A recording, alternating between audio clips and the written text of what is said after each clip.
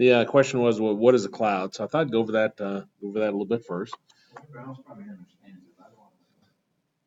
I doubt it because I don't understand it myself. I can explain portions of it. A lot of people say cloud, but they don't really fully understand what they're saying.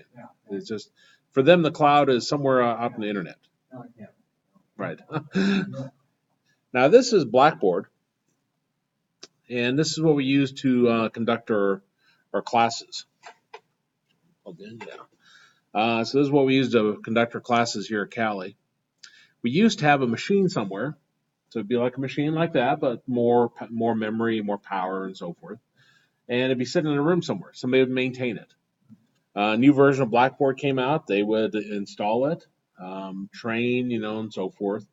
If it went down in the middle of the night, somebody at Cali had to come in and fix it. Sometimes their knowledge was very minimal, and so when it was down, it might be down for a week, which wasn't good. Well, what they did is they moved it to the cloud. And now what that means is we pay Blackboard to host this. So when I'm running this now, it's running on Blackboard servers somewhere maybe in New York or North Carolina or something like that. So there's not a physical machine anywhere.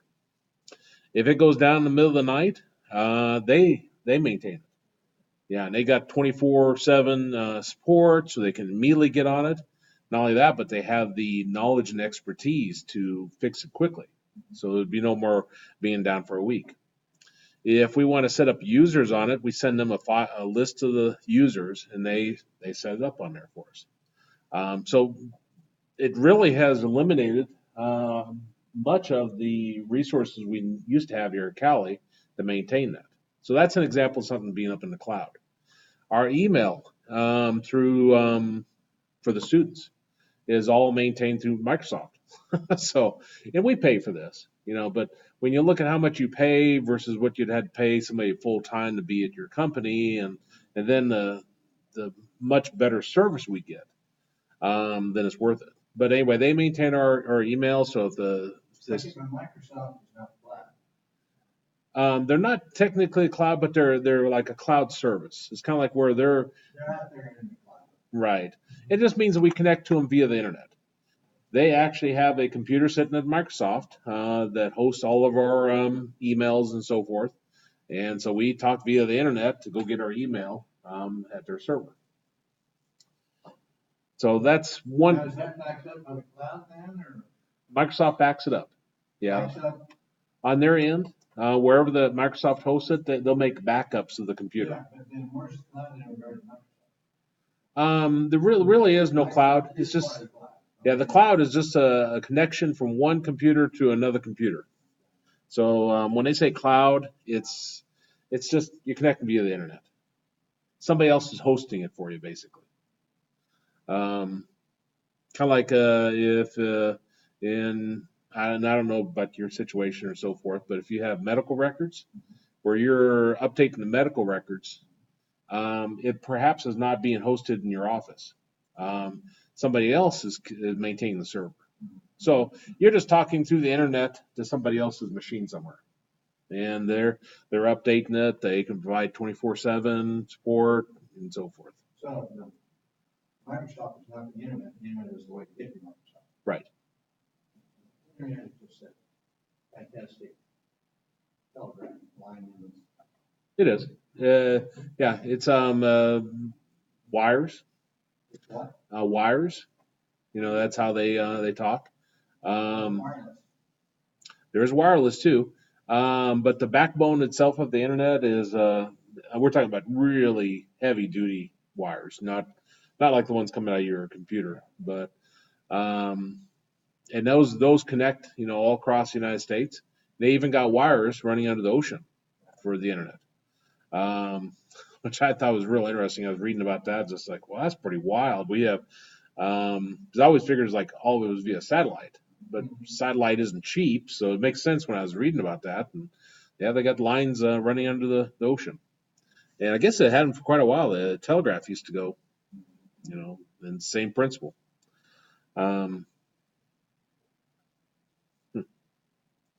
Now that's Blackboard.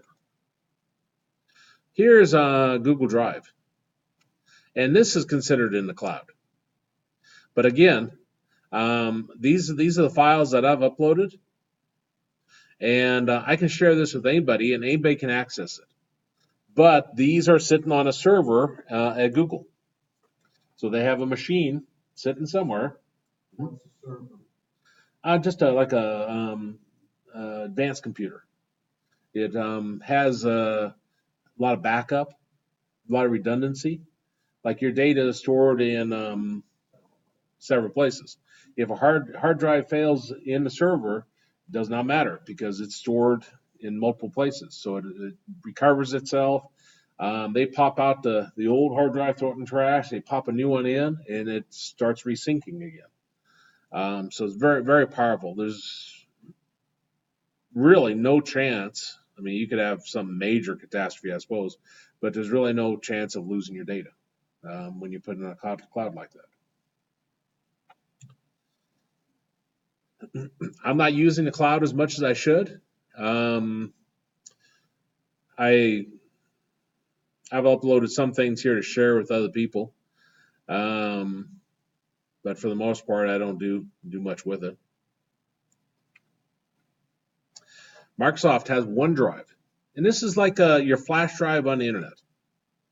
That way you don't have to carry a flash drive around with you. You can just go sign in to Google Drive and you can access all these files. OneDrive, same type of deal. But you only got so much in more space you got. You do. I think I'm paying $1.50 a month for my extra space here on Google Drive. Because not only this, but all your email consumes that space too. And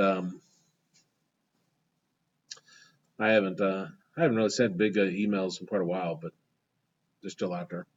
Need to go and clean them up, and then I probably wouldn't need that extra $1.50 a month. But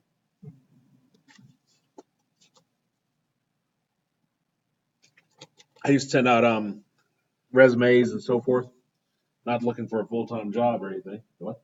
All down the left, chip, upgrade your storage. Oh yeah, yeah. I'm using 21 gigabyte of 100 gigabyte used. But I would look for projects because I like to keep busy. So I'd look for they have where you can work as an independent contractor. I created courses one time for University of Maryland, University College. Um, I don't like to watch TV. It seems like drivel, and my eyes have gotten worse, so I can't hardly read. So when you start eliminating those, and I like to keep busy. But like I say, I really haven't done very much with that. But anyway, this is another example of something in the cloud. There's music services. Pandora. You ever hear of Pandora? If I go to Pandora, I'll Google it so I don't bring up something inappropriate.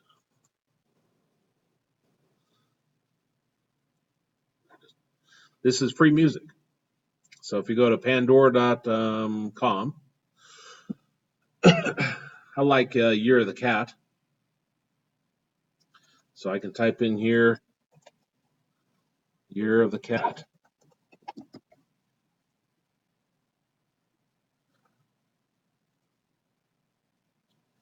And I guess I haven't been to Pandora for a while. I thought I'd automatically start playing. I guess you got to sign in and listen to that album. Probably the song I can listen to, maybe. I look for the same. Heavy. They might have changed this. Three stations.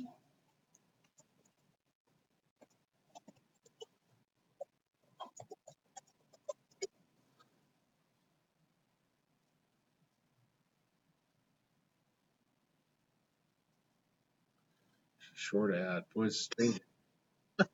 Oh, they got ads.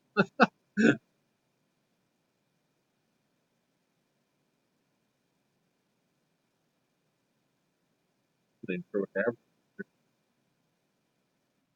Okay.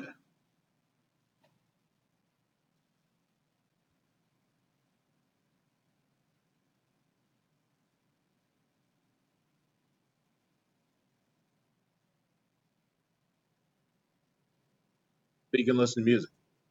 And what this does is it brings up all the music that's similar to it also. Um, but this is hosted out there in the cloud. But again, it's sitting on somebody's computer at another building. You're just accessing it via the internet. Why they like to do this is they can make money off it. You know, up to then, people were taking CDs and legally copying them, giving them to everybody, and no, then they weren't making any money. So by putting it out here, even though they say it's free, they're like you say, they're selling ads now. So these people are making money where they weren't doing that before. So that's a big push, is they want to make everything digital to try to control it some. Um, Movies are going that way.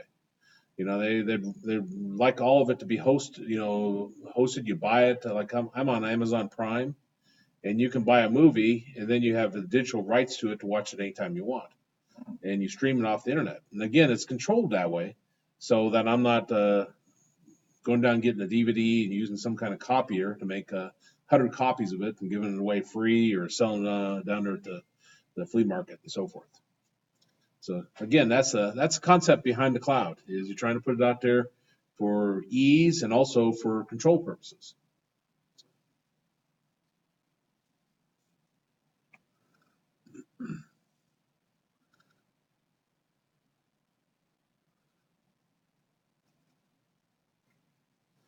Okay. Um, I got my desktop showing here.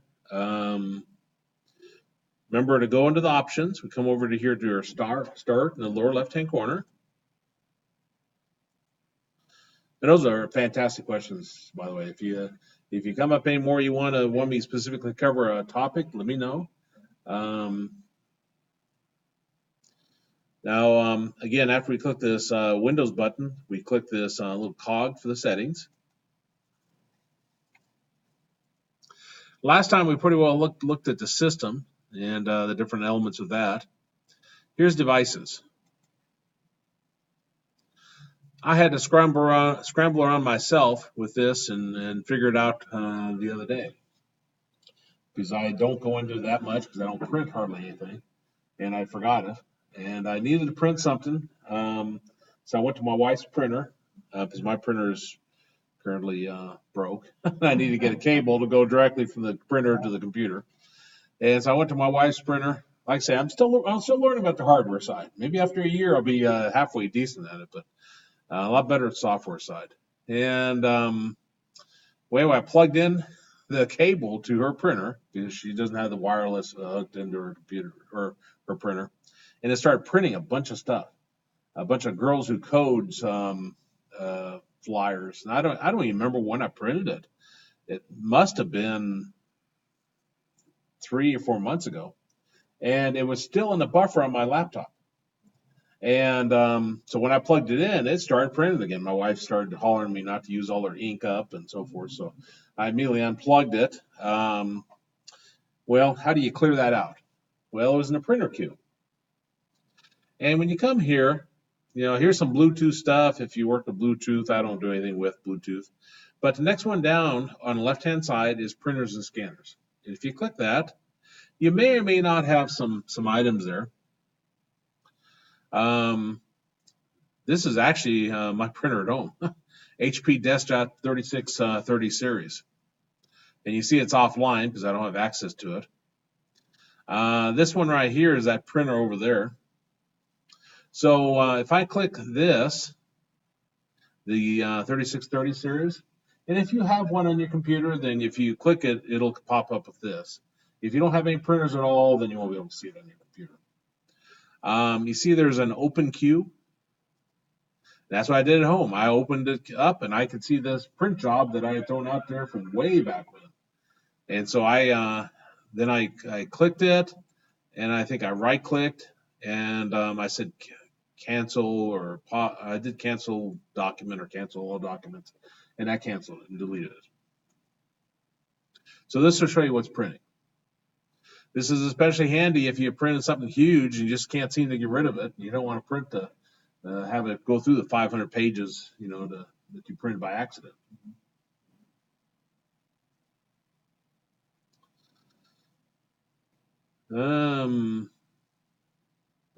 That's really all the probably interesting stuff there. You can change printer status, but there's What's that one that?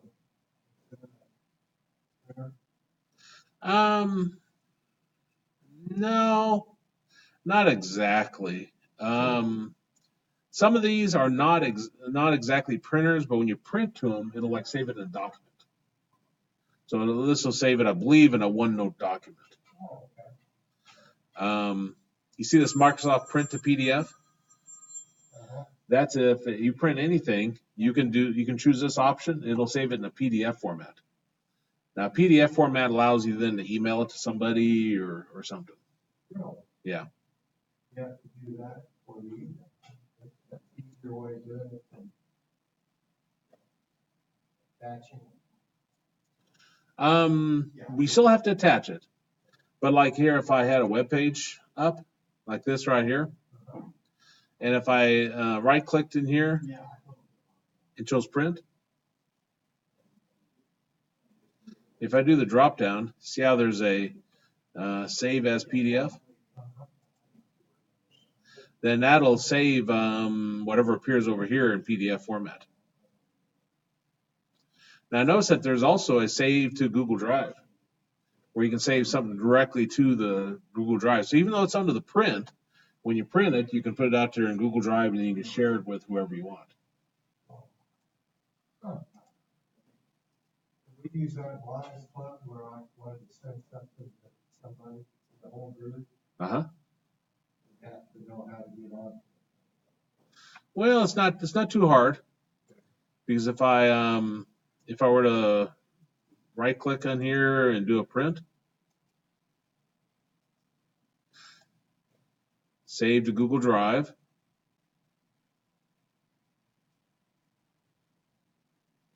if I click save,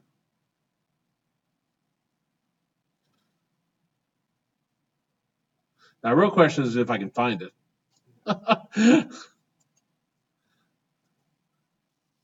If I go back,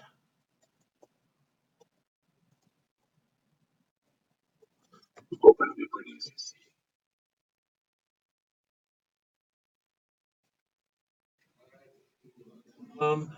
And it looks like it's right up here, my quick access. Looks like I just created this. So if I wanted to share it now,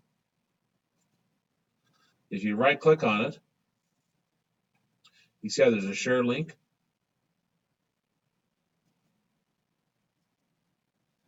Then I can enter in names here. That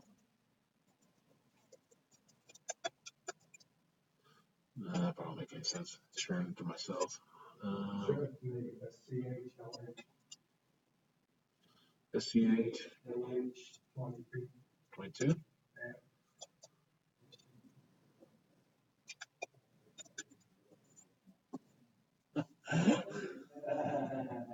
I see here's an advanced. If I click that, I can give you access to even change something. Might not, since this is a PDF. Okay, PDF. Might not because it's a PDF. It's a type of format such that everybody has the PDF viewer in theory. So if I save in PDF, I can send it to anybody in the entire world and they'll be able to open it up. If I leave it in Word format, then you have to have right. You'd have to actually have that program in order to view it. But with PDF, pretty much everybody has a newer version of Windows can see it free of charge. Doesn't look like there's any options here. Anyway, I invite that. I send that to you.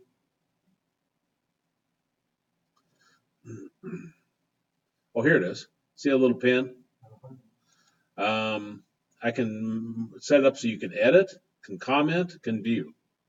So if you're sending something to everybody in the Lions Club and you don't want them to be able to change anything, you just want them to view it, then you can click this can view. If you want them to be able to edit it, then you can choose that. And then when you just click, I just did there.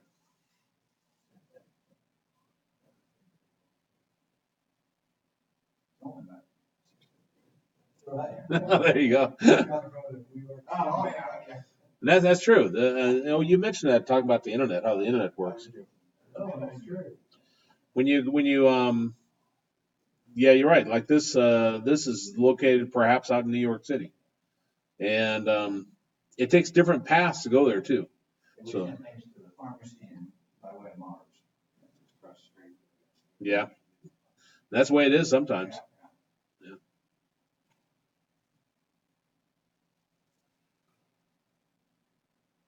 That come through yet? It may take a while.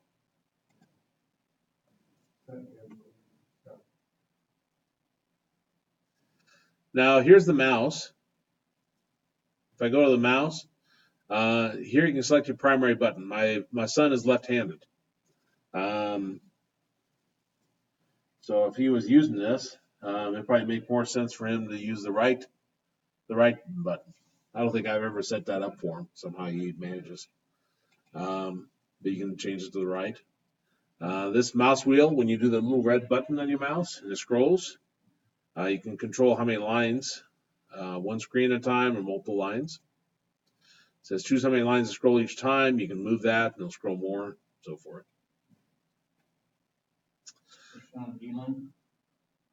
No, I don't know what that is.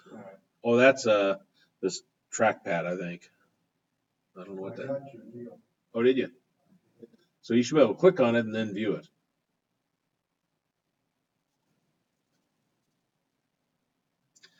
You saw how easy it was for me to upload that. I just print and then I choose, but you have to be signed into Google. And I wouldn't say it works on every application, but probably works on the main ones.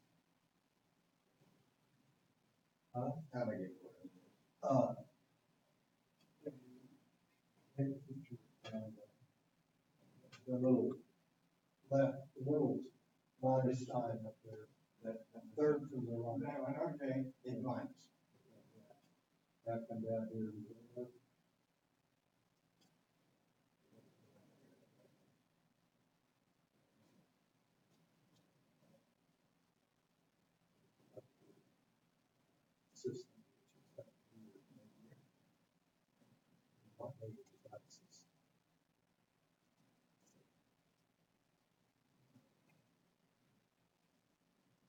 I don't know much about touchpad. I hate them.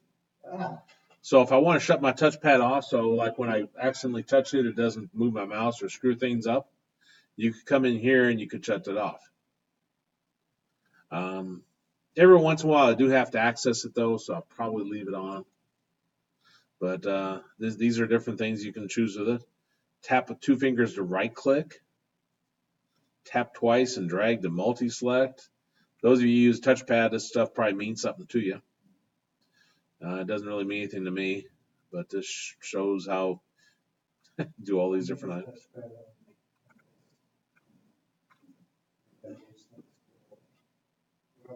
Is this your touchpad? Yeah, that's all we got. Didn't give you mice at all? You can use the mouse. Yeah, I feel if you set it, yeah. I don't think you have to have mouses are small, but larger ones. Yeah. And sometimes it doesn't make any sense. Yeah, right. Because if you're seeing patients, you probably don't always, have it in the same place. You'd have to haul a mouse around with you, and so sometimes it makes sense to not have them. You're trying to make it hard. Yeah. Here's typing, autocorrect misspelled words, highlight misspelled words, show text suggestions, add space after this. How did you get that? Okay, thank you.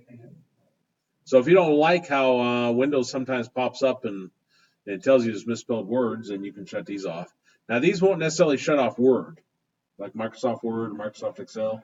This is more of the things you might do directly in Windows, which is probably minimal. Probably most of your interface is with through Word, Excel, browser, and so forth. Probably doesn't mean much there. Pen and Windows Ink. If you got a tablet of some sort, then you might find these are more useful. But if you don't got a tablet, then you know what. Autoplay. This is when things will start automatically. Removable drive. You can tell it to choose a default. Configure storage setting. Ask me every time. Open folder to view files. File Explorer. Default means, to me, if you can't get where you want to go somewhere else. No. No, that's not what I'm going to tell us. What it's telling us there is pick one. Pick one. Right now, nothing's picked. If I plug in my flash drive, you see how it comes down here in the bottom right-hand corner, just says, hey, your flash drive's got a problem with it. I don't know why it keeps telling me that. I've done the scan and there's nothing wrong with it. But if you, instead of it popping up like that, you want it to pop up with the files, then you could say open folder to view files. So anytime I plugged in a flash drive, it would pop up with my files. Remember the File Explorer we looked at? So you can choose that. So I should say, choose your preferred. Exactly. I mean, yeah, well, I mean, to me, default is first try. Walmart needs the way to come out. Okay, that's the way that. Yeah. Now I don't necessarily want mine to pop up with the File Explorer, so I'll leave mine alone. See, there's a memory card. Like when you plug in something from your camera. Now, what do you want it to do? Do you want to open the folder to view the files automatically? Take no action? Do you want it to go into the Windows Media Player, so you can start seeing the pictures, play your videos, whatever you have on it? I want to plug this in. Right. I just want it there. I don't want it to show me everything. Right. That's if you just want it to be there, you leave it as choose a default, or you can say take no action. Now, if you want it to pop up with one of these options, then you can. Like if you choose play Windows Media Player, and that might be a removable drive, so that might not be the memory card. Memory cards are usually the ones the little small, yeah. But it's the same principle of what it's doing. And I really have no clue what this one is. I might have a memory card in this, to be honest.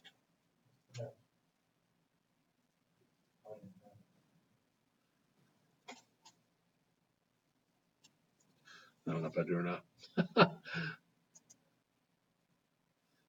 I've taken the memory card out of my camera and I've left it in somewhere, but I don't remember what computer I left it in. I quit taking pictures with it because, I went down to buy a new battery. They looked at me like I was crazy. It's like, why aren't you taking it with your phone? Yeah. But that's autoplay. And then USB here. It says notify me if there's any issues connecting USB devices. Notify me if PC is charged slowly over USB. Okay, so I'm going to go the arrow in the upper left-hand corner here. I'll go back. Can we go back to this? Back to what? USB. Uh-huh. Now, before you take that out, should down here at the bottom and check it. Is that right? The safe bet on USB drives is like if I bring up if you're on a Kali machine, this right-click on this folder here and bring up pictures.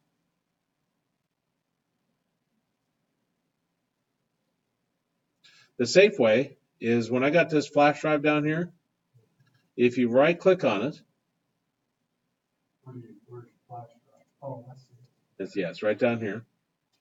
If you right-click on it,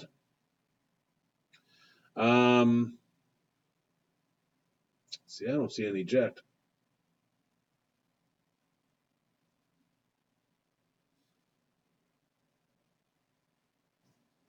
there on the right side.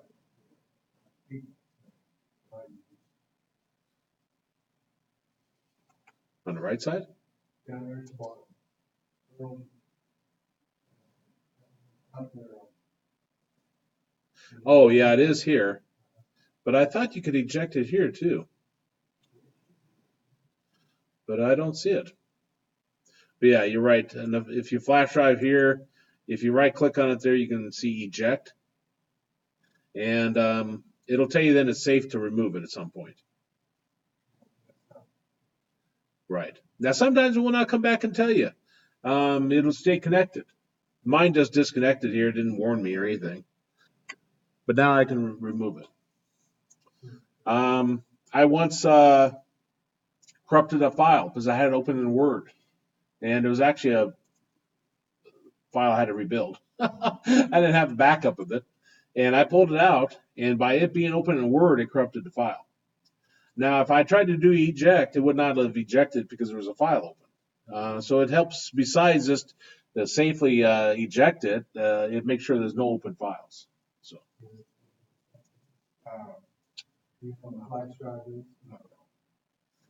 it's save files on, like if you want to save your WordPerfect. Okay. Yeah. It's meant if you're going to go from computer to computer. If you're just going to work on the same computer all the time, probably not that much useful, except for perhaps make backups of. But for me, I do work at home. I do work here on my desktop, on my computer, or in my office. I do work on my laptop here. So I'm constantly changing files back and forth. And I don't trust necessarily the cloud. You know, it sounds like a fantastic idea. Put your files up and you can access them from anywhere. Well, there's enough hackers out there. They probably can access my files from anywhere too, easily, because I'm not that clever in terms of my passwords. But I guarantee if this is sitting in my pocket, they're not hacking into my pocket yet. So, you know, I like flash drives.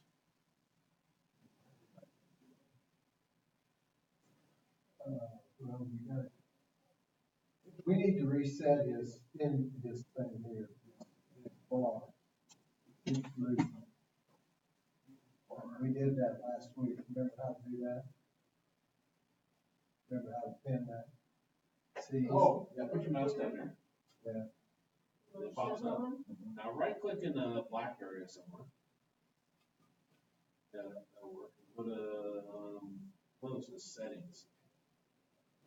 Taskbar settings? Yeah. Taskbar entry. The first one there. Oh, that percentage right there, right? Left. Left. Now see where it says lock the taskbar? Very top. Yeah, choose that on. Then close that window by clicking the X in the upper right. Now it won't keep hiding. And then you click the windows. Log the second one.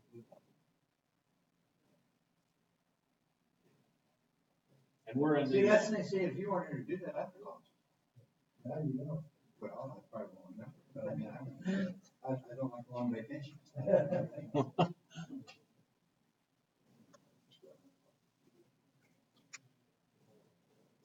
not supposed to. Oh.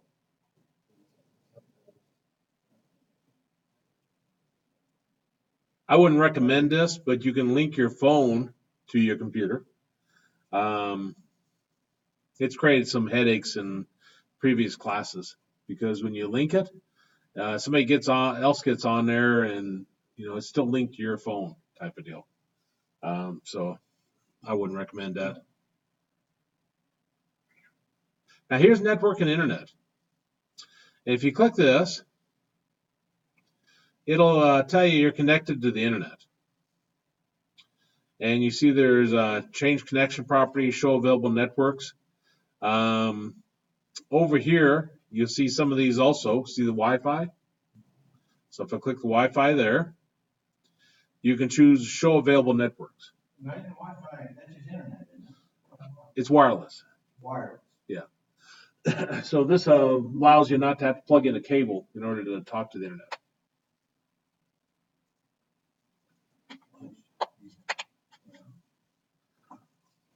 Now, if I click show available networks here, it'll pop up this window here, and this is the same one we would have got down by looking down here in this taskbar.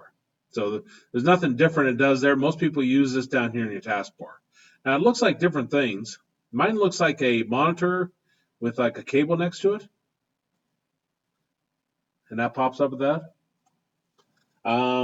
But some people's looks like if you're already connected, isn't it like a Sound, is the sound going out? Okay, I can remember. quarter circle, Quarter circle. just like the counter. And this is where you can connect to a wireless a connection. Now, if you see see what it says secured, that means that you're not going to be able to get on there unless you have the password.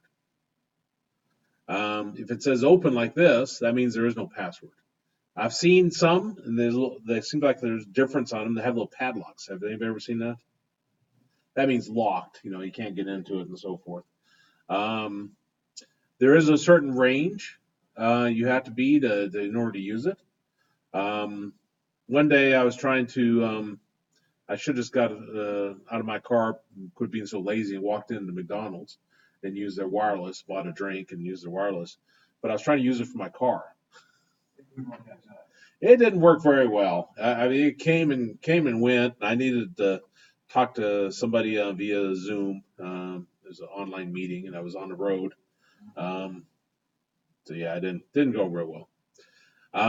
To get it to connect, you just click whatever connection, and then there's be a connect option, and that'll connect your wireless. You have to be careful about that. Wireless sounds great, everybody loves it, but there's hackers that can easily gather your information if you're using wireless. There's a program I could run on my laptop here where I could see everything you're sending across the lines. Unless your password is really encrypted well, I could easily get your password. So have to be careful. They can set outside of the house. Yes, they could. And some cities have made that illegal. I think they got a name for it. War driving, or I forget what they call it exactly, but they will do that. But it's illegal. Illegal because they're stealing information, and but yeah, some of those utilities are scary what they have. It's best to use wired connection. When I go to the motel, I do not use their wireless. I'll get a cable out and I'll plug it in. Now they can still steal information going over that wired connection, but it's a little bit better than the wireless. Wireless is kind of open. So I should take one of these white bullets. I do because I know what they can steal. Yeah, that's called a Cat5 cable, and you plug it into your computer, and then you plug the other end into the wire connection. That goes into the wall. Right. If you travel, it's always best to.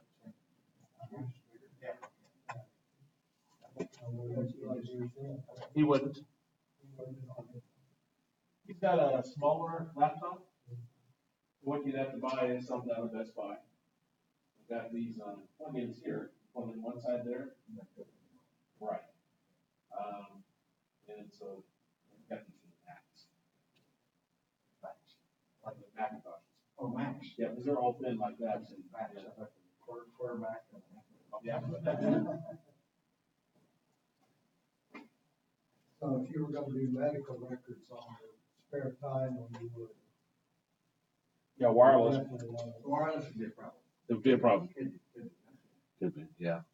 And it depends on how you connect it. They got something called a VPN, which is a virtual private network, and it's supposed to set up a secure connection between like your laptop and the office where the data is stored at. And those work pretty good. But if they haven't even told you anything about a VPN, then yeah, you're going over the, yeah. And like I say, There is a VPN. yes, the what? There's a VPN over that. What are we talking Oh, yeah, over here. Yeah. I never have set it up. They got it set up such that if I don't want to work from home, um, if I'm going to connect to the files here in the network, to the machines here, then they want it done via VPN. Because if I'm transferring grades, even worse, I'm transferring like personal records, your address, email, phone numbers, and so forth. Well, that's a grades. Somebody snatches all that. That's a lawsuit. And so, yeah, they've told us if we're going to connect from home, we're going to use VPNs. Now, I don't really want to connect from home in terms of using, accessing student information. So I never use a VPN. Mainly, I'm working with Word documents, PowerPoints, that I'm creating at home, bringing in for presentation purposes.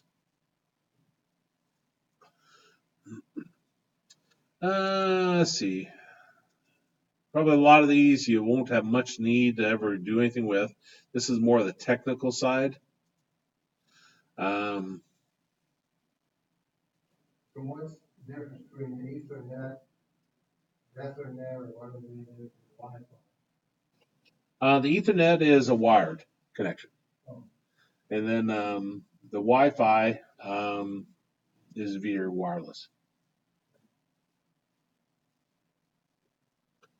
Airplane mode, if you want to turn on airplane mode, if you want to use your laptop and not crash the plane. Um, I hear different things about that anymore. They still tell you sometimes when you fly to, shut off your electronic devices and so forth. But I've read others. It's like it doesn't make any difference. Because if you think about it, if it did crash a plane, would a terrorist have to take a bomb on board? yeah. No, leave their cell phone on, put it in their pocket, and have it talking, and then that crash the plane. So I don't think it probably does cause some interference sometimes, which is why they say it. But it's not anything too bad.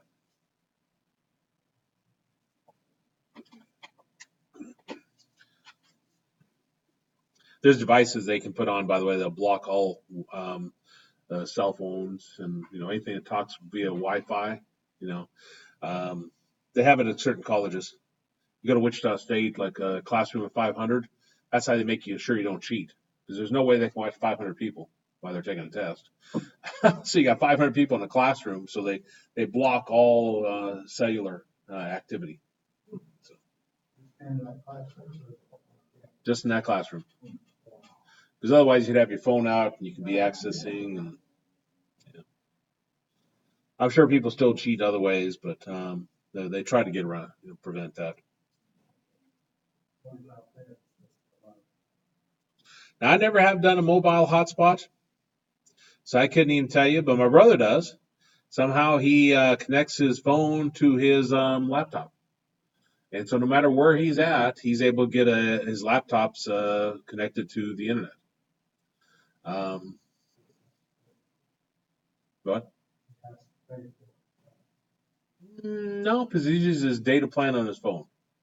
So as long as he doesn't exceed however many minutes he has there, or maybe he's got unlimited, I couldn't tell you. I have a track phone. My track phone barely communicates via the phone, so I don't even try to hook a laptop up to it. But I suppose if I got desperate, I'd try to figure this out. Data usage kind of gives you an idea of what, like Wi-Fi from the last 30 days. I guess I've done 4.22 gigabyte. Ethernet, I guess I've done 31.55 gigabyte. Don't really need to worry about that unless you're using your phone. This will give you an idea maybe of how much you're using if you're using a hotspot.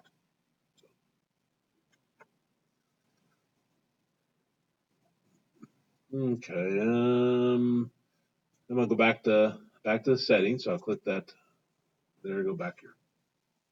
Now, personalization. This is probably going to be one of the most useful things. Like say, network and internet, you probably won't do a whole lot with besides shut it off if you're on a plane. But if I go to personalization, pops up here the background. And so I got my picture here. They're gonna figure out where you're at. Oh,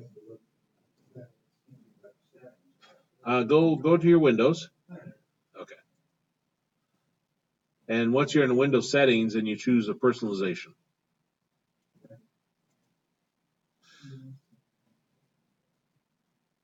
Now the background here, if I do the drop down, see how there's a solid color? If I choose solid color, then it'll give her that nice Windows logo that appeared there. And you'll just have a color like that. Maybe not so good. If you do the slideshow, then you can drop pictures in it. Such that if you have a bunch of family photos you want to put in here, you can have it cycle through the pictures. So if I do the browse, and I'm going to go to my pictures folder because I have some pictures under there.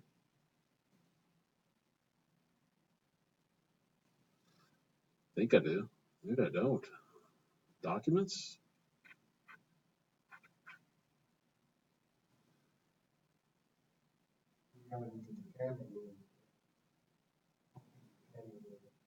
Well, those are videos. How strange. But anyway, if I did have some pictures here, I say choose this folder, and then it change pictures every 30 minutes. Let me see if I can get some pictures. I'm going to right click on the file folder here, go to my pictures. I guess it doesn't recognize these. It's a JPEG. Should recognize that.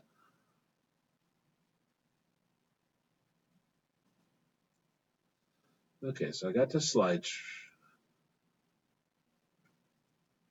Apply slideshow when on battery power. Choose a fit.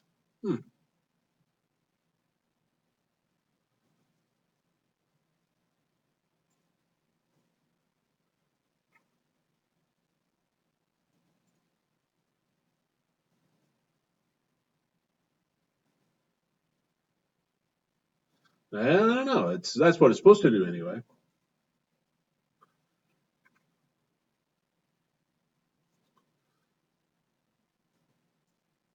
Okay, so I'll go to colors.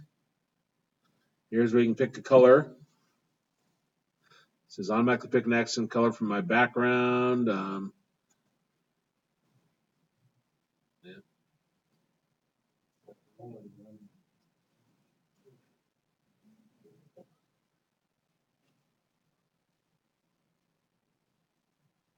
There's a lock screen.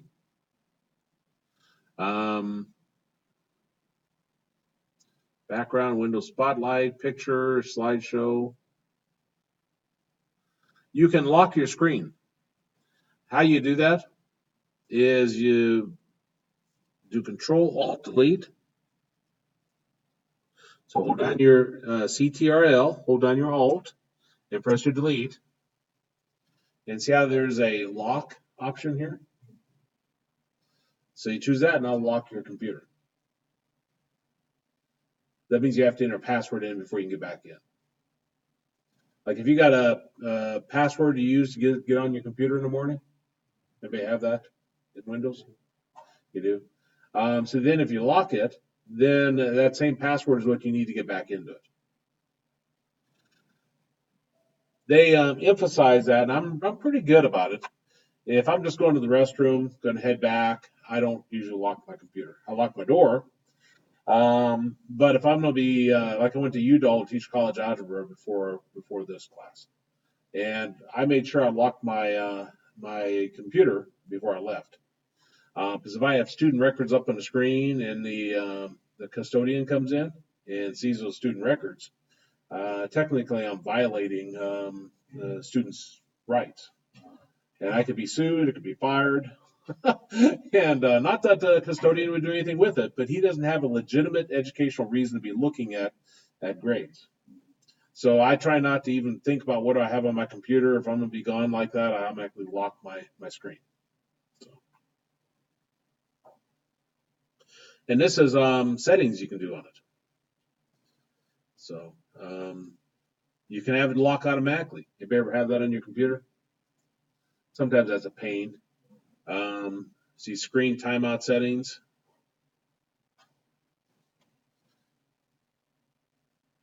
This isn't locked though. Let me do it back.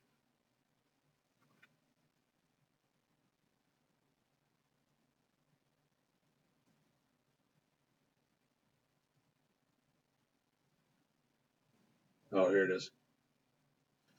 Yeah, from this screen, I click screensaver settings. This is where it's at. And I can tell it the screensaver to pop up, like bubbles. And this is what it looked like if I do the preview. Now, this isn't necessarily good because it's still showing things on my screen, isn't it?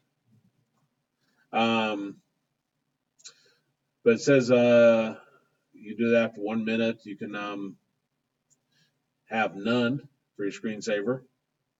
You go blank. Like if I do a preview there, see how it's blank? That'd probably be more meaningful, wouldn't it? So that they wouldn't be able to see grades. In medical area, you probably don't want to leave like patients' records up on the screen and go to lunch and somebody walks by and is looking at that. And not that anybody would have access to that area where your computer might be, but again, it's a worry. So you can set it how long before that screensaver kicks in.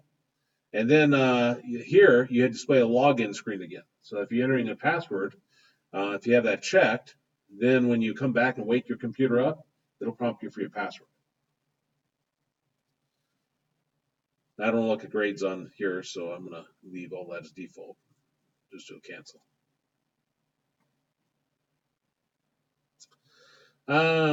There's themes. Let's see, you can apply this theme. What a theme is it sets your background, sets your color, sounds, mouse cursor, so it sets everything. I could choose this theme. Now notice how this has changed to a different color. This was orange, and this one is blue. So again, it changes fonts, changes colors, changes a lot of different things. And this applies it across the board. But if you get tired of that standard Windows logo, you can come over here and you can choose different ones. You can also adjust this. Maybe I like this flowers. Let me go back to the beach. I like the beach one. Maybe I like that beach, but I want to choose the sounds. So I click sounds. And if I come down here, have you ever heard that? Yeah. So if you don't like that, it drives you crazy to hear that sound, you can choose a different sound file. These are waves. That's a audio format. And you can find sites where you can download different waves. Star Wars wave, things like that. Calendar reminder. Close program. This is nothing. Well, that's kind of weird. Nothing. Oh, it says none. Critical battery alarm. Here, critical battery alarm. Maybe I'd want to put like some kind of doomsday music. Because that means you're in trouble. Computer's getting ready to crash unceremoniously. Critical stop. I don't know what that is. Default beep. But you see, there's a lot of things. Low battery alarm. To me, those all sound the same. If you go watch it, tell you every time you get it. Right. Like here, I got new mail notification. If I don't want to be notified, I choose this drop down, and there's a none option somewhere. There's a none up here. And so if I set none and say OK, You're not going to be notified every time there's an email. Because you're right, sometimes it gets crazy with all the notifications you receive.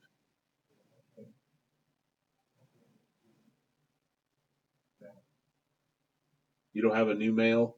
I have a new fax notification and I highlighted it. Hmm.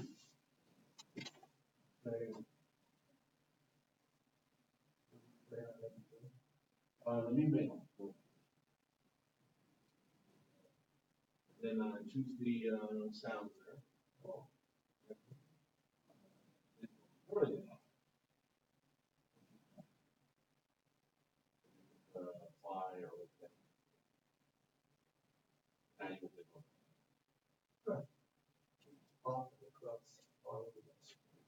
oh, does it? I still might do that, but it won't play a sound anymore. Oh. This part just takes care of the sound. I don't know how you do that, so it doesn't come across your screen down here. I'm guessing if you right-click here in some of these toolbars here, if you shut off that particular item, then it won't do that.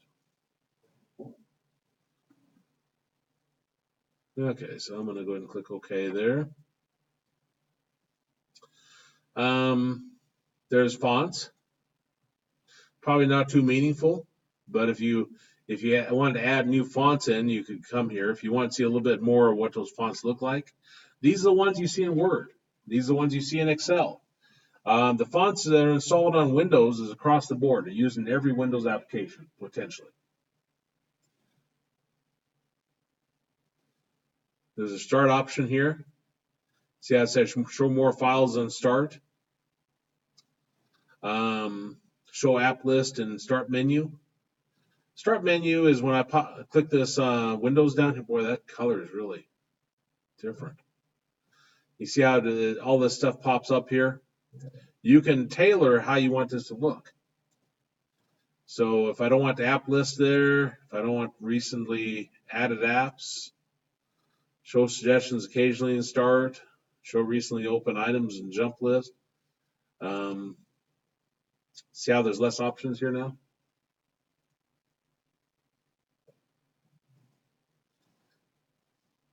I don't even remember what I had.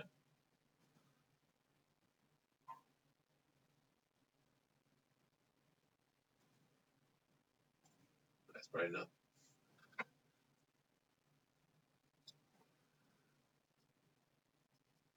You see there's different options even over here now. Make start bigger. I'm going to go back to the upper left-hand corner, click that back. Now here's apps. So if I click that, I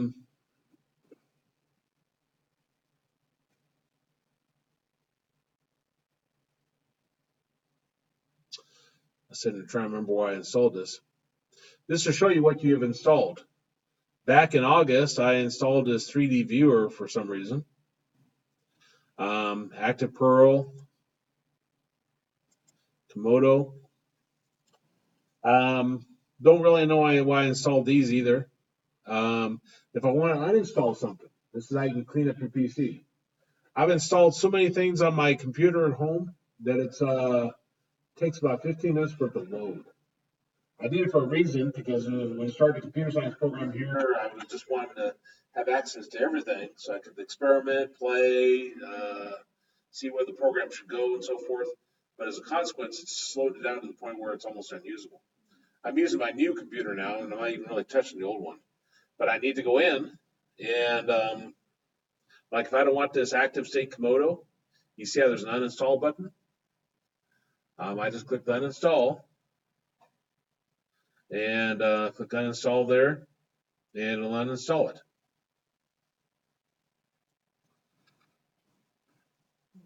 Now notice down here, so I got a flashing icon. It's saying, please wait while Windows configures the active state. So it's going through and uninstalling that. So that's going to give me more disk space back for my hard drive. It'll also, in some cases, give me more memory, so my computer will run faster. It all depends on what kind of application it is, whether it's got anything running in the background and so forth. But if you got a computer, you're just ready to go out and buy a brand new one because it's gone so slow, come in here and uninstall the apps you don't need. Now, if you don't know what some of these are, don't uninstall it.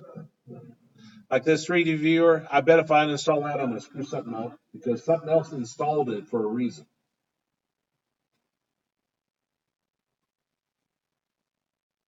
I'll let that go off and do its thing. It's the Xbox. You probably don't hook your Xbox up to your laptop, right? See, you can uninstall that. Here's default apps, and this is what should it run? Like for the web browser, see how mine's set to Microsoft Edge? So then I can change that. I click this, and I can still instead run Google Chrome.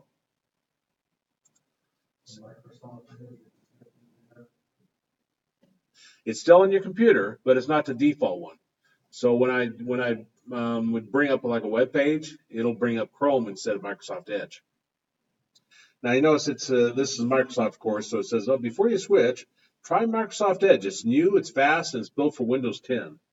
So they don't want me to switch for whatever reason, but I can switch anyway, and they'll put Google Chrome there. Or you could reset it to the Microsoft recommended defaults. So I set it back to what you want. The mail here. See, I use Google Chrome all the time, so it could be. I'm thinking this would probably sink in.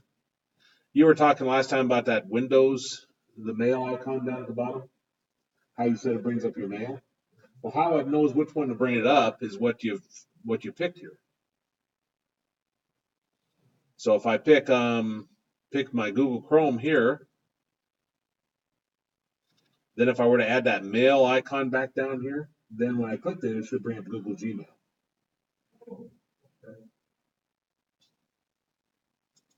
I never have done anything with offline maps. Couldn't even tell you what it is.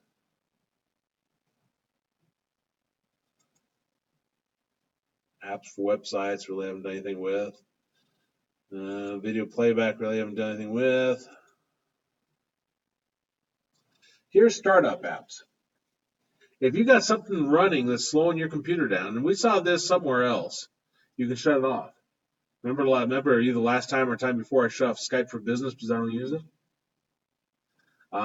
This way, it will not load each time I boot up my computer. So my computer will boot up faster.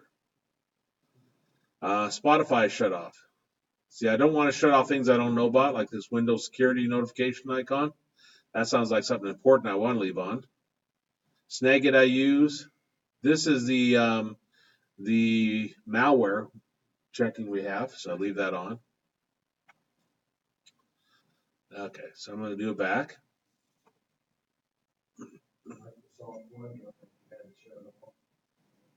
Because I don't use that.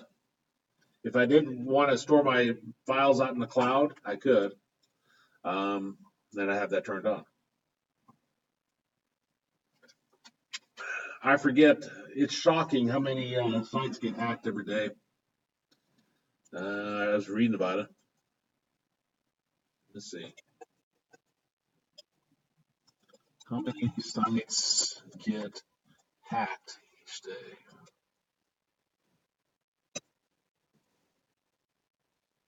30,000 websites are hacked into each day. That's a lot of websites, isn't it? You know, with that kind of hacking that's being done, you don't necessarily want to store your files out there in the cloud. Sounds like a fantastic idea, but I suppose if you put stuff out there that doesn't matter to you, then that'd be. But if you're putting out anything confidential, you just open it up. Now I'm going to skip over the accounts. The accounts, if you want to create a separate account for different people in your family, then that's where you go to. And if you're interested in seeing that, holler at me and I'll show it. Time and language. If I click that, not too exciting. You see how it says set time automatically. set time zone automatically. You tell it the time zone. Probably this all defaulted. Somehow it knows it when you first plug your computer in, and you never have changes. But you know, and to be honest, I've taken my laptop out with me to Florida, not Florida, out to Las Vegas when I went. And I don't remember if it changed the time or not, to be honest. Did anybody travel at all with your laptops? Does it change it? Myself. Yeah. So I couldn't even tell you. But if it didn't change, you could do this drop down here, and you could choose whatever time zone you're in, and so it'll be in the same as your location. Now I expect if you set this on here, it will set that automatically. Like if I flew to Las Vegas, it'll automatically update it. But I don't know for sure because I'm not a world traveler. You see under here, there's date and time, region, language, speech. A lot of those aren't too exciting. Here's speech language, text to speech, change the default voice for apps. I got voice as Microsoft David. It's Microsoft Susan.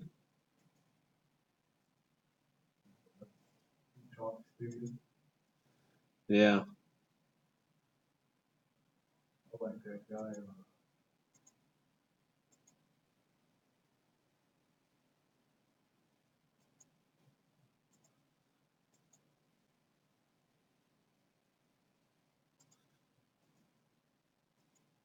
Some of them don't even work.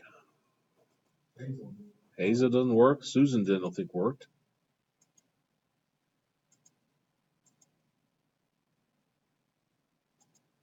Unless my hearing is such I can't hear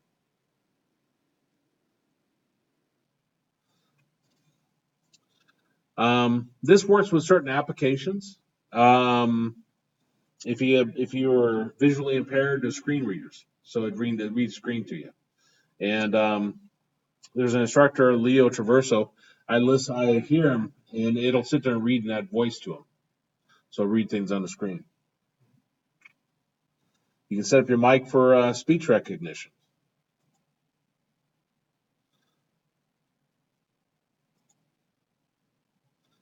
I can't tell. Oh, what's not working? Well, I guess that's not set up. Cortana down here, I'm not very good at it. But you see down here and type here to search, there's a little microphone to the side. If you click that, show times for movie.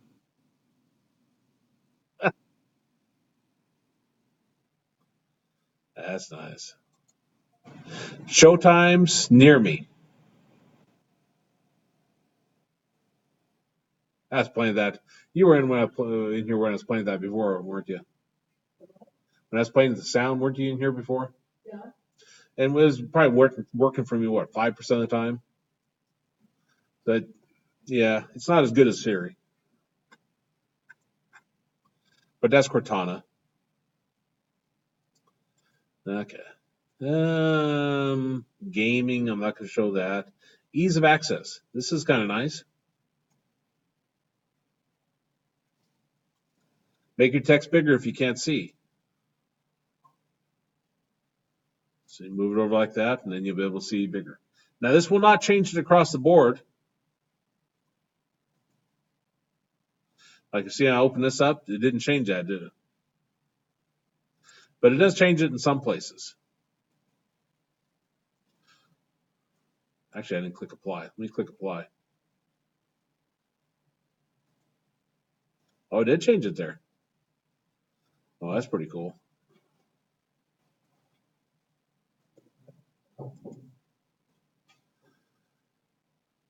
Yeah, as I've gotten older, I can't see very well.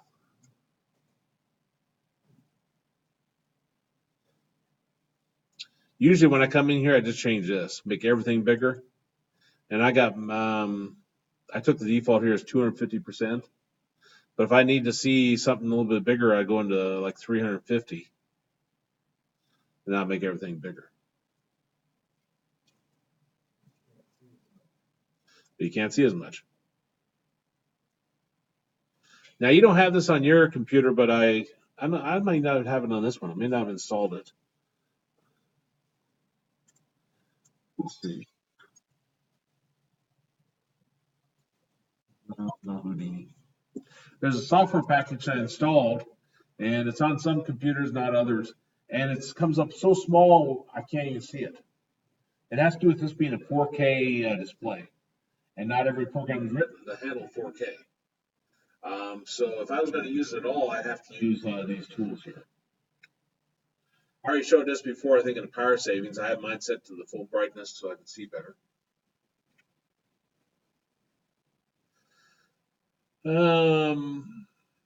It's probably all exciting stuff on display. Cursor and pointer size. Now, the cursor thickness you probably don't want to change, but it could be. Like if I go into Word, I just want to show you what a cursor looks like.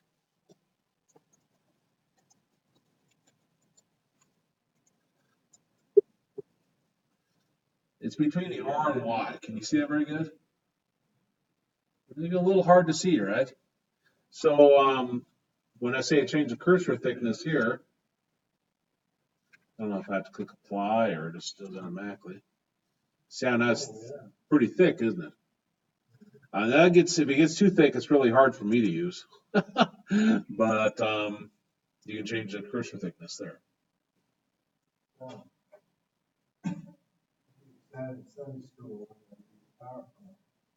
Yeah. Yeah, the things like that because it's you guys that may be having trouble seeing it. Like you may have trying to follow my mouse around. Have you had trouble? Yeah. See if I do the big one here, and I don't know if I need to close that.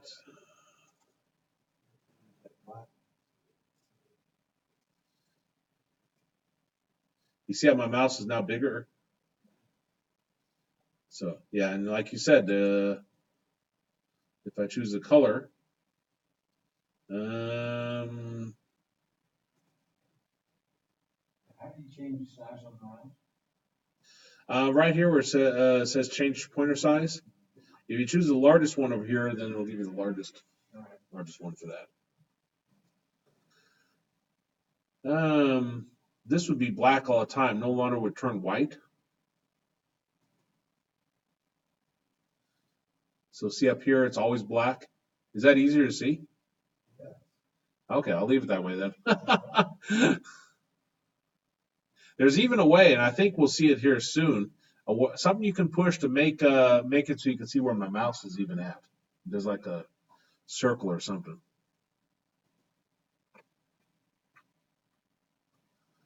Well,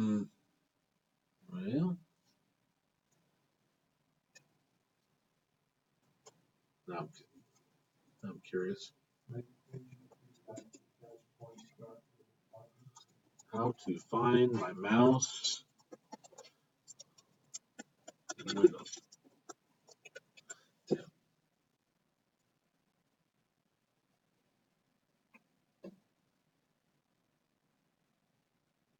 I find my mouse icon, mouse pointer.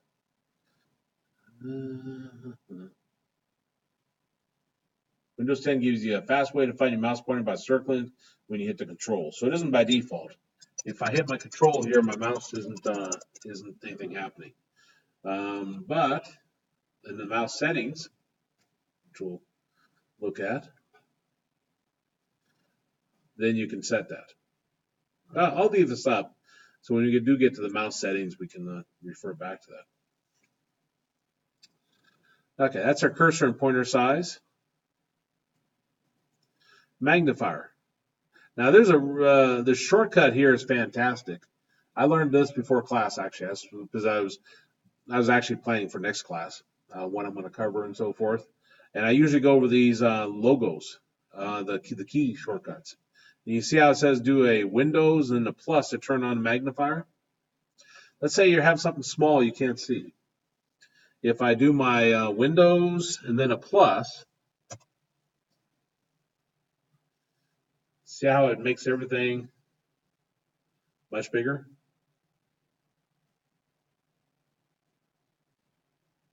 Brings up this magnifier tool.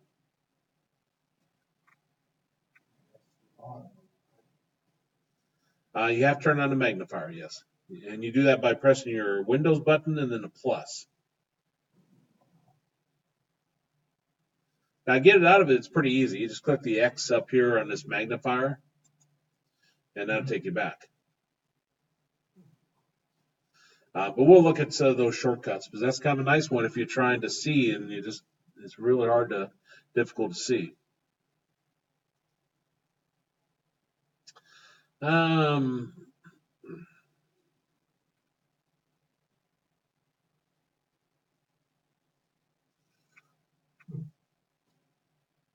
It's probably all exciting stuff there.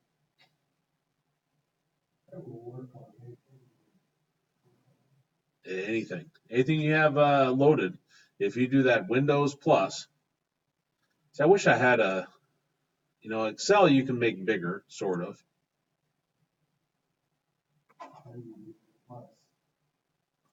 The plus is not the one on the keyboard, but it's the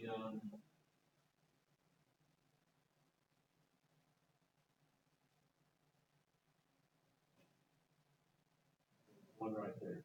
Yeah, space. Shouldn't have. Oh.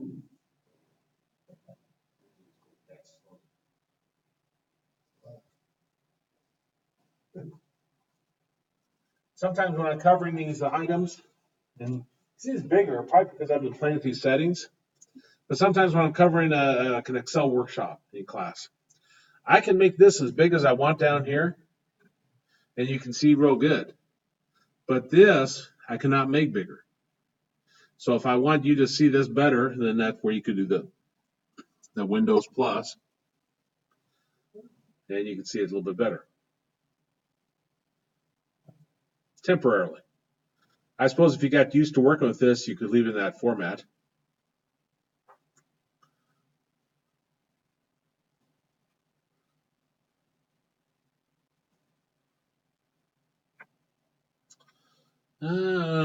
See, that's the magnifier. Color filters, I really haven't done anything with that.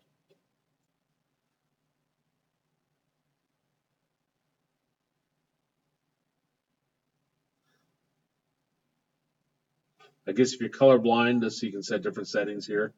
If you got these disorders, try Tenopia, Protenopia, Deuteranopia. You can set the different color settings so you can see it best.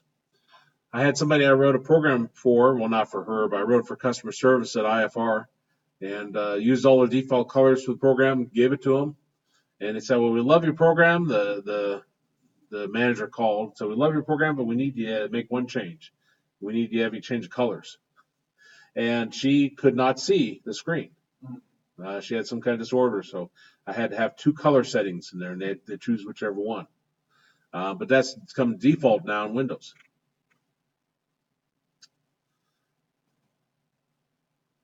High contrast, turn that on.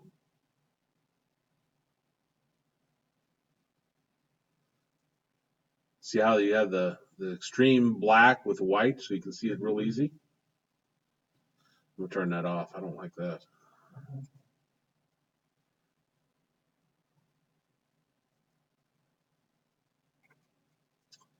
But you can choose a different theme here, once you have that turned on. Narrator. Use narrator to read and interact with your device.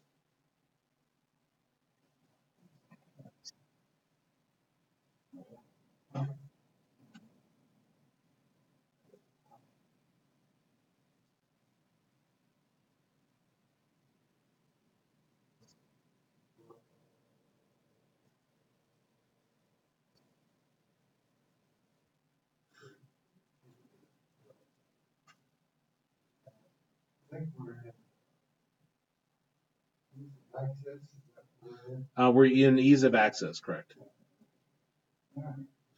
Narrator, though he uses a much better tool, but the individual I was talking about is blind. He uses a screen reader, reads everything off on the screen to him. And the guy's a genius. He's totally blind. And he teaches college algebra. I could no more work those problems in my head than fly to the moon, and he teaches college algebra. He'll work it on the board. And the students just say they have to make sure the board's erased before he starts, because he doesn't think about it when he first comes in. So he'll start writing over what's already there if they don't erase it. Guy's a genius. Anyway, that's a narrator. Guess you can do. That bad eyesight, that's what we talked about on the school thing, that, Right. what do you call that, that's out. Closed captioning. The closed captioning. Yeah. Yeah, because he wouldn't be able to see anything on the, it was in the video. He can hear the sounds. But yeah, if you needed something additional to, the things that you see but aren't really said, then maybe that. But, right. Probably most people use closed captioning are the deaf people, or whatever I know there's a politically correct term now. So it's not deaf, but no, because they wouldn't be able to hear the video at all. But yeah, it's all those things. Anyway, more settings than you can imagine as you go through here. We're not going to go through each one of those. Braille. Here's audio. This is kind of nice. I don't know why, but on some computers, you cannot get to the audio down here. They got it locked out for some reason. Have you ever been on a computer like that? And then you can't hear? Well, this is where you go to change the audio. Change it to whatever.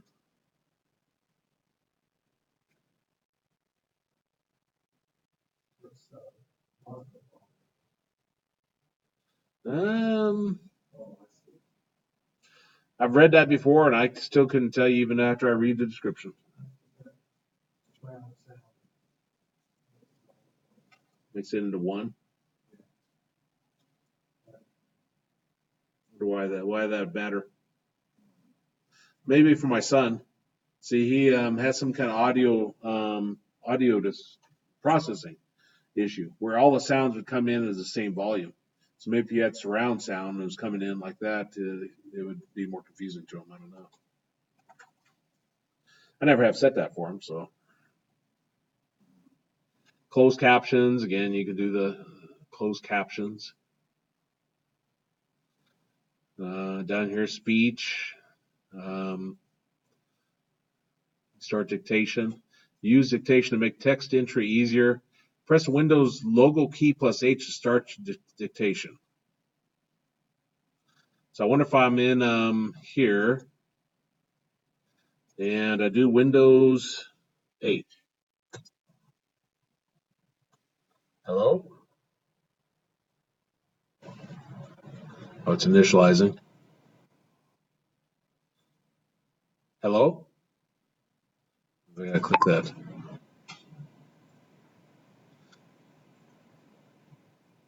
Hello? Just checking to see how this works, period. I do not have to type on the keyboard, period. So then I click that to turn it back off. Like that. So then I click that T-guest, turn back. But you notice when I was being very clear? Right. It was getting every word correct.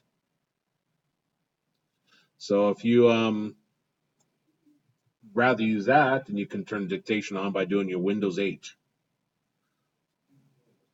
Yeah. Windows H does what? Turns the dictation on. See, like if I was in Excel.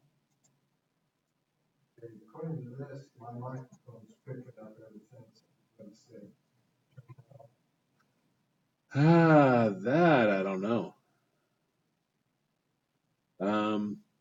Some advanced microphones you can only have it pick up the sound right in front of them instead of the background. But I don't know enough about microphones to even tell you. Now, if I do Windows H here, I don't know if it's in or maybe it doesn't work in Excel. Right.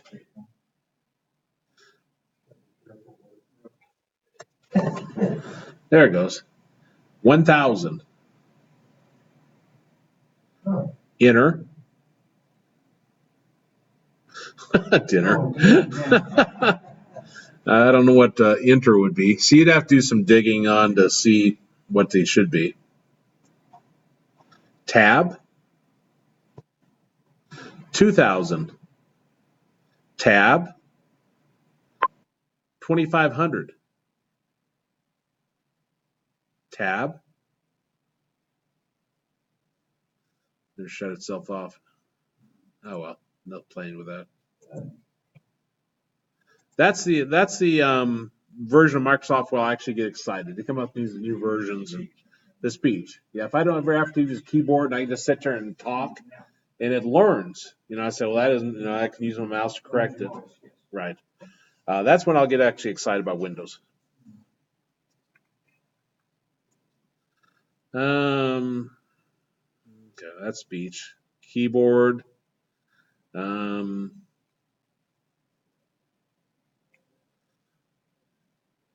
real too exciting here. The mouse. So make it easier to see and control your mouse cursor. Turns on mouse keys to use a numeric keypad to move the mouse pointer. Notice there's a change other mouse options here. If I click that, then it's back to here where I can choose those options here. And over here, there's additional mouse options. Like if you have trouble double clicking, it won't take it. You can change it to be slower or faster. So that in order for the double clicking to take effect, you can have to click faster. You have to click slower. Pointers.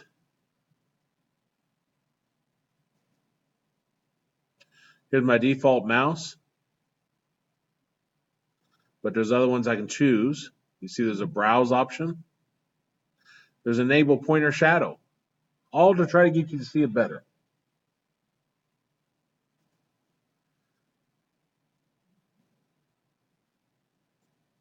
Pointer speed. See how fast my mouse moves across the screen? If I change this to slow like that and click apply, if I can get down to apply, see how slow my mouse is moving? So if you're using your mouse, You can't make it go any faster. No, when it's going that slow, well, I can move the mouse faster, I guess. But I really have to move the mouse across my table to get that go that way. Versus if you have this set to the fastest,